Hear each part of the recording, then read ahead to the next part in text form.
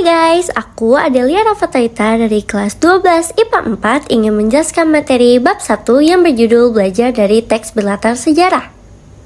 Nah, yang pertama, ini tuh aku mau jelasin dulu peta konsep yang ada di bab 1 ini. Jadi, di bab ini ada 5 pembahasan utama yang bakal kita pelajarin. Yang pertama, ada belajar dari cerita sejarah. Di sini kita bakal paham apa itu teks cerita sejarah, ciri-cirinya, dan perbedaan jenis fiksi dan non-fiksi. Plus cara pakai referensi kayak kamus, ensiklopedia, dan tesasaurus untuk memahami isinya.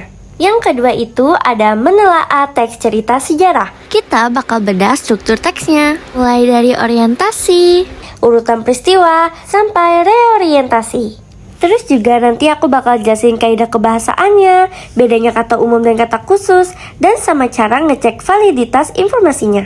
Nah, yang ketiga itu ada nilai-nilai dalam teks.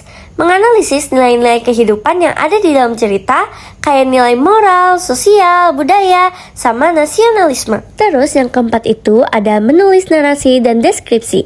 Jadi di sini kita bakal belajar cara nulis sinopsis atau cerita sejarah dengan ngebikin narasi yang runtut dan deskripsi suasana yang detail. Nah, yang kelima ini adalah membuat infografis tokoh. Terakhir, kita bakal ngerancang karya visual berupa infografis yang isinya rekam jejak dan jasa tokoh sejarah secara kreatif. Intinya, bab 1 ini tuh ngajarin kita dari cara paham informasinya, menganalisis strukturnya, ngambil nilainya, sampai kita tuh bikin karyanya sendiri. Jadi, tanpa berlama-lama, yuk dengerin aku jelasin materi di bab 1 ini.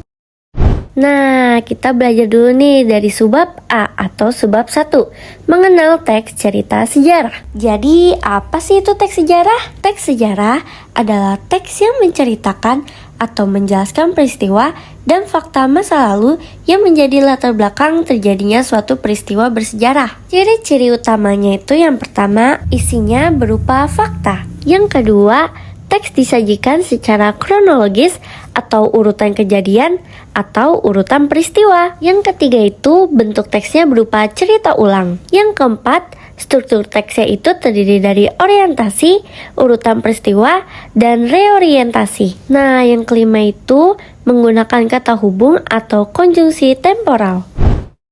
Nah, jenis teks cerita sejarah itu dibagi dua.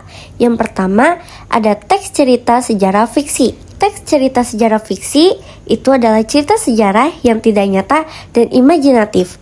Tetapi jalan ceritanya tuh disusun berdasarkan kisah dari dunia nyata dan disajikan berdasarkan sudut pandang pribadi pengarang. Bentuknya tuh seperti novel, cerpen, naskah drama, dan legenda. Yang kedua itu ada teks cerita sejarah non-fiksi. Teks cerita sejarah non-fiksi bercerita tentang sejarah yang benar-benar terjadi atau nyata. Bentuknya tuh seperti biografi, autobiografi, catatan sejarah, maupun cerita perjalanannya.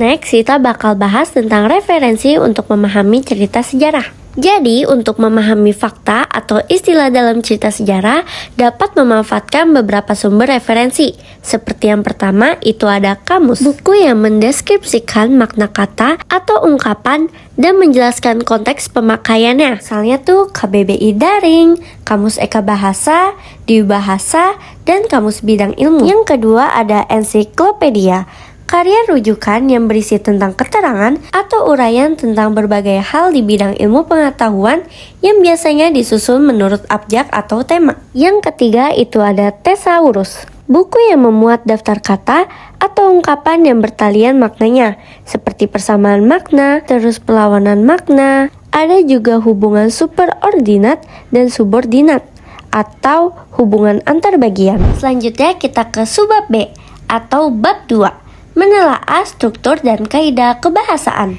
Yang pertama kita bahas tentang struktur teks cerita sejarah. Biasanya berisi tentang orientasi, yaitu perkenalan latar belakang, tempat, waktu, era sejarah, serta pengenalan tokoh. Habis itu ada pengungkapan peristiwa, bagian awal yang memicu munculnya konflik atau pertentangan, terus dilanjut oleh menuju konflik. peningkatan ketegangan atau masalah yang dihadapi tokoh. Ada juga klimaks, yaitu puncak kritis atau konflik terbesar dalam cerita. Dilanjut oleh resolusi, yaitu penyelesaian masalah, nasib akhir tokoh, atau hasil dari peristiwa sejarah tersebut. Dan yang terakhir ada koda.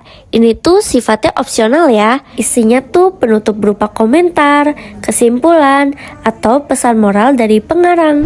Nah, di subbab 2 ini juga ngejelasin tentang kaidah kebahasaan. Kaidah kebahasaannya tuh ada 5. Yang pertama ada kalimat lampau. Kalimat yang menggunakan keterangan waktu di masa lalu. Contohnya, pada tahun 1945. Yang kedua ada konjungsi temporal, yaitu kata hubung urutan waktu. Contohnya tuh ada kalimat setelah itu, kemudian, dan sejak saat itu.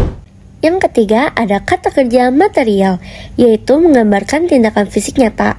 Contohnya menyerbu, menggerakkan, dan merebut. Abis itu yang keempat ada kata kerja mental, yaitu menggambarkan perasaan atau pikiran tokoh.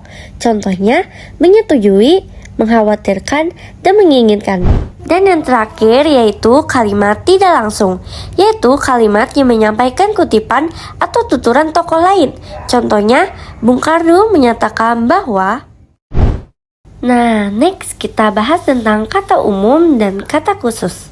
Kata umum yaitu kata yang maknanya luas dan membawahi kata lain. Contohnya, melihat dan senjata. Lalu ada kata khusus, yaitu kata yang maknanya lebih spesifik dan terperinci. Contohnya, dari yang melihat menjadi memandang, menatap, mengamati, dan menelisik. Terus dari senjata menjadi bambu runcing, meriam, keris, dan senapan. Fungsinya tuh untuk ngebuat gambaran peristiwa dan suatu sejarah menjadi lebih rinci dan konkret.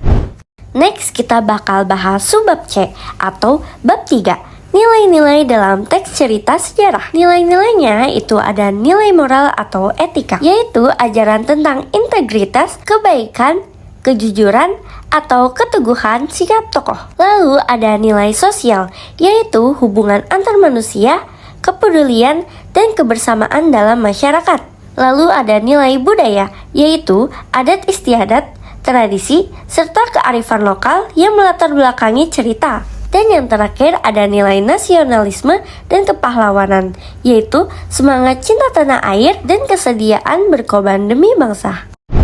Lalu next kita ke subbab D, yaitu menulis narasi dan deskripsi. Yang pertama ada paragraf narasi, yaitu paragraf yang menyusun karangan yang berfokus pada urutan peristiwa secara runtut dan kronologis. Contohnya, menceritakan kronologi jalannya pertempuran. Lalu yang kedua itu ada paragraf deskripsi, yaitu menggambarkan tempat, suasana, atau fisik tokoh secara rinci, sehingga pembaca seolah-olah melihat dan merasakannya langsung. Contohnya tuh menggambarkan suasana markas, peperangan yang tegang dan sempit. Dan yang terakhir itu adalah penerapan, yaitu menggabungkan teknik narasi dan deskripsi untuk membuat sinopsis cerita berlatar sejarah.